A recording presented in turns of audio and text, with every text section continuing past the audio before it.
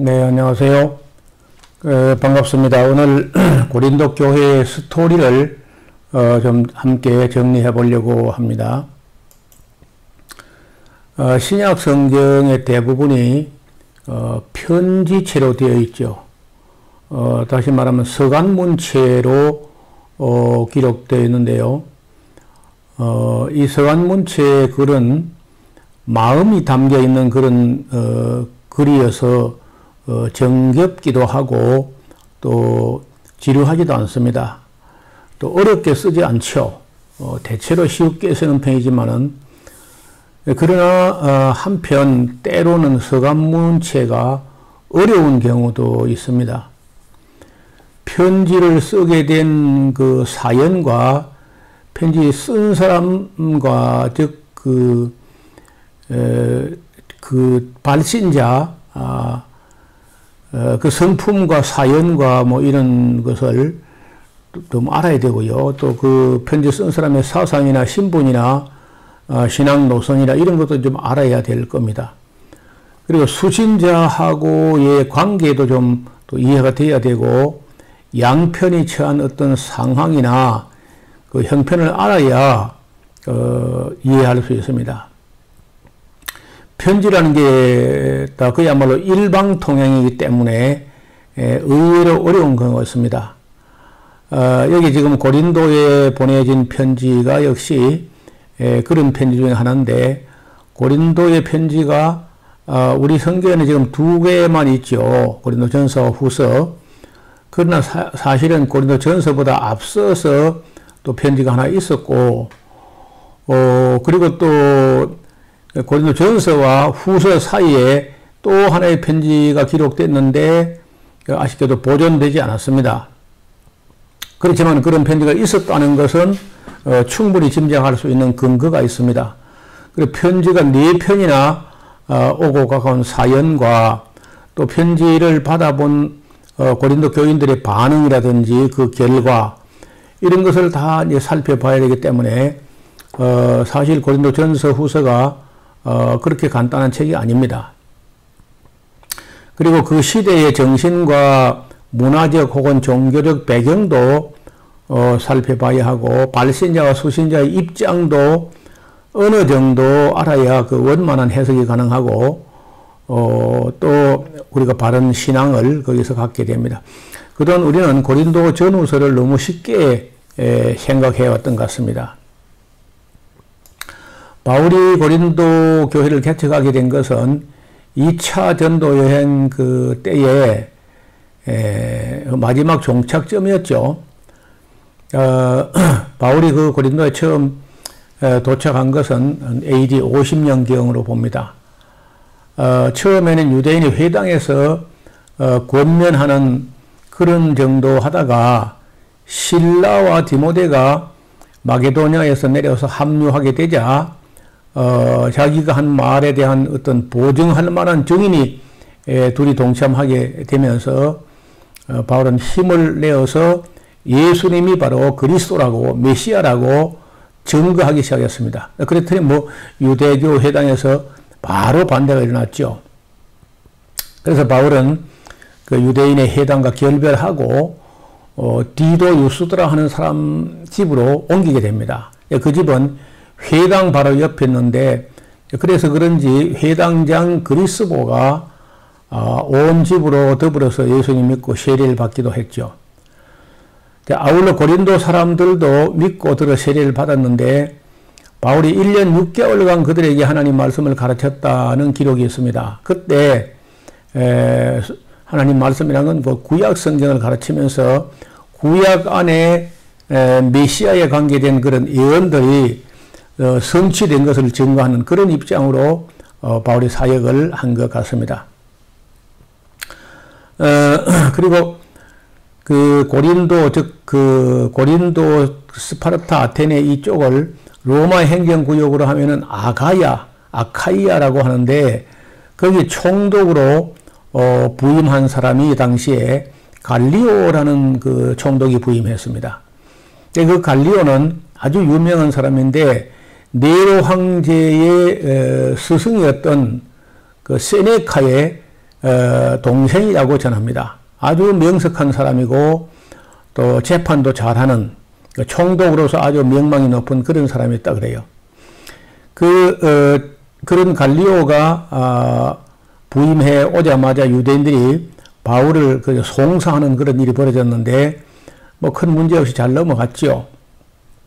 그런데 그때 그리스보의 뒤를 이어서 소스데네라는 사람이 회당장이 되었었는데 그 회당장 소스데네가 그 유대교 교인들로부터 얻어맞는 그런 불상사가 발생합니다. 이따가 바울이 고린도에서 보내는 그 고린도 전서 모두에 보면은 고린도에서 회당장이었던 그 소스데네가 에베소에 와서 바울과 함께 있는 걸 볼 수 있어요. 그래서 그 소스데네는 고린도 전서에 공동 발신자처럼 이름이 나타납니다. 고린도 회당과 결별하고 에베소로 이사를 왔는지도 모르는데요. 그렇다면 고린도 회당에서는 그리스보라는 회당장 또 그 뒤를 이었던 소스데네라는 회당장 둘씩이나 바울에게 빼앗기게 되는 그런 일이 있은 거죠.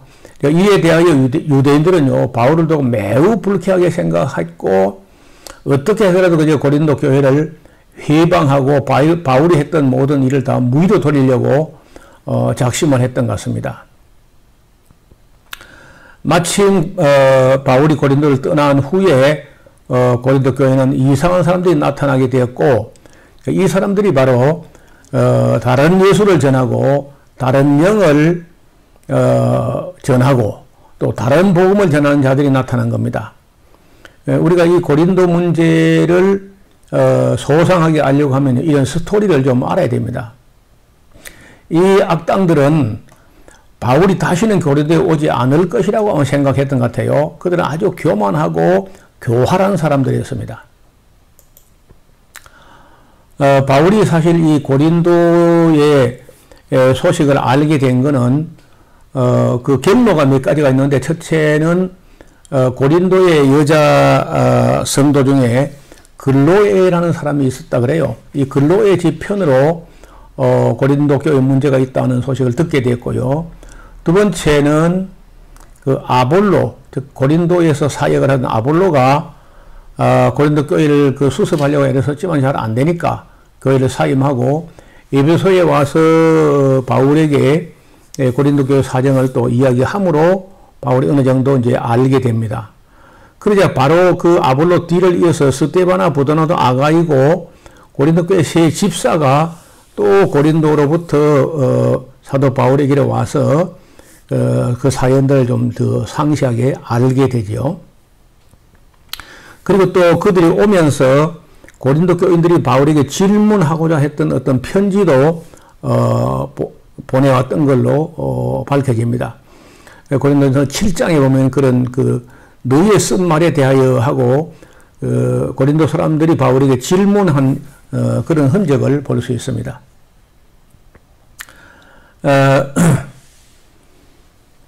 그리고 이제 바울이 그런 사연을 다 듣고는 그 문제를 파악해 보니까 문제들이 한 10가지 정도 되는 것 같습니다. 그 10가지 문제가 이제 어떻게 수습됐는지 이런 걸 우리가 이제 공부를 해야 될 텐데 그 10가지 문제를 뭐 대충 들면은 뭐 파벌 문제,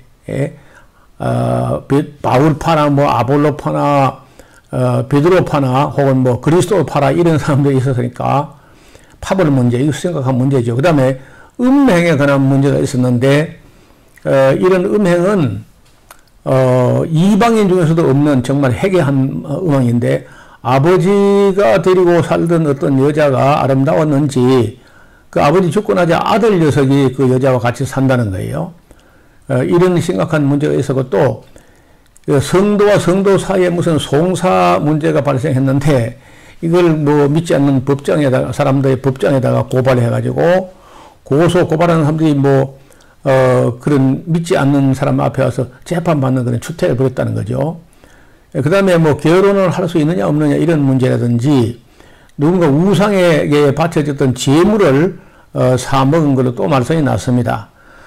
그리고 더 심각한 문제는 바울을 두고 사도가 아니라 이렇게 이제 하는 사람들이 있는 겁니다.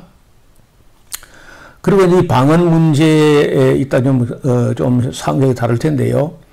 방언 문제, 그리고 주일에 행하는 애찬 문제, 아가페라고 하는 그 애찬이 있는데 이게 또 문제가 됐다는 거예요. 그리고 뿐만 아니라 여성들이 예배 시간에 머리에 수건을 쓰지 않고 예배를 드린다. 이것도 참 문제였어요. 그리고 육체 부활을 인정하지 않는 이런 일들이 한꺼번에 막 동시다발로 터져 나오는데요. 나중에 이제 알게 된 것은 그 고린도 교회 거짓 사도들이 침투했고 아주 계율의 역군들이면서 실상은 사탄의 일꾼들이었습니다. 이들이 또 우리가 믿는 예수님을 저주할 자라고 이제 하고요. 다른 예수를 전했다는 거예요. 다른 예수를 전하고 다른 영을 받게 하고 다른 복음을 전했다. 그럼 우리가 고린도 후서를 한번 찾아보려고 합니다. 고린도 후서 11장 4절을 한번 보시기 바랍니다. 지금까지 우리가 고린도 문제를 볼 때 맨날 고린도 전서 12장만 보고 뭐 바울이 방언을 은사라 했다 이런 수준에 머물고 조금도 진척이 안 되고 있는데 고린도 후서 11장 4절 보세요. 만일 누가 가서 우리의 전파하지 않은 다른 예수를 전파하거나 혹 너희 받지 않은 다른 영을 받게 하거나 혹 너희 받지 않은 다른 예수를 받게 할 때는 너희가 잘도 용납하는구나. 아주 호된 책망을 하고 있는 거죠. 이런 사람들이 침투해서 다른 예수를 전했다. 그리고는 우리가 믿는 예수를 저주할 자라 하고 이 거짓 사도들이 또 참 사도였던 바울을 사도가 아니라고 이렇게 이제 선동을 한 거죠. 아시는 대로 바울이 여기 다른 복음 전한 자들에 대해서는 아주 단호했습니다. 갈라디아서 1장에 보면 두 번씩이나 우리나 혹 무슨 천사라 할지라도 우리가 너희에게 전한 복음 외에 다른 복음을 전하면 저주를 받을지어다. 이렇게 할 정도로 바울은 다른 복음 전하는 사람들에 대해서 아주 단호하게 책망하는 걸 볼 수 있습니다. 자, 그럼 이 고린도에 침투했던 거짓 사도들이 그 무슨 짓을 했는가 이것도 한번 우리 살펴봐야 돼요.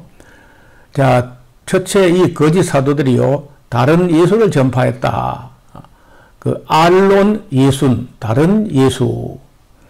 그리고 다른 영을 받게 했다. 다른 영이 무슨 영이었습니까? 성령이 아니고 다른 영을 받게 했다면 그건 틀림없이 악령입니다. 그래서 푸뉴마 헤테론, 다른 영을 받게 하고 다른 복음을 받게 했다. 유앙겔리온 헤테론, 다른 복음을 전했다. 다른 복음을 전하는 자는 뭐 저주를 받아 마땅한 사람들이죠. 이런 사람들이 고린도에 침투한 겁니다.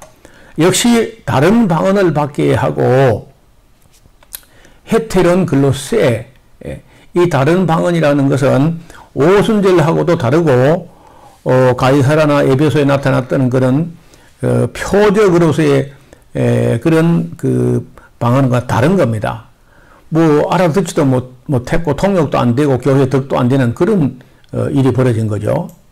그래서 이런 거짓 사도들이 이 바울을 사도가 아니라고 하고 우리가 믿는 예수님을 저주받은 자라 한 겁니다. 왜냐하면 예수님이 나무에 달렸지 않습니까? 그러니까 신명기 21장 23절에 보면은 나무에 달린 자마다 저주 아래 있는 자라 그런 말이 있거든요. 그러니까 이 유대인들이 침투해가지고 거짓 사도들이 고린도 교회를 그렇게 어렵게 했다는 사실이 드러난 겁니다.